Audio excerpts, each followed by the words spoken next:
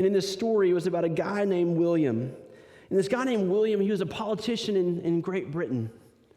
And as some good politicians feel like they're not doing any good, right? They feel like, I'm going against the machine, nothing can happen, what good am I here?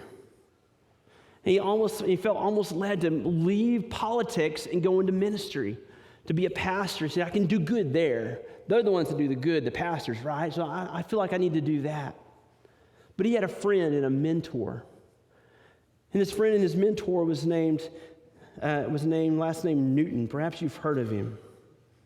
And this guy named Newton, John Newton, he said, no, I think you need to stay where you're at and do this position God's put you into work and to bring about some change that needs to happen. And it took 20 years of working and politicking and fighting. But eventually William Wilberforce got to see, just a year or so before his death, the end of slavery declared on all the British Empire.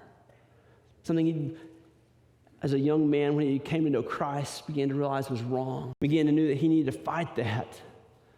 But yet he thought, man, I need to do it as a pastor. And his good friend, John Newton, who wrote this song, Amazing Grace, said, no, God's got you where he needs you.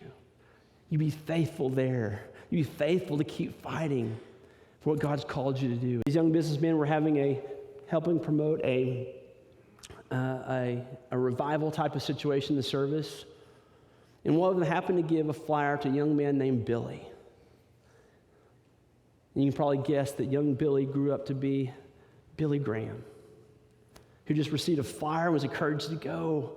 And his life was changed by going and hearing the gospel preached.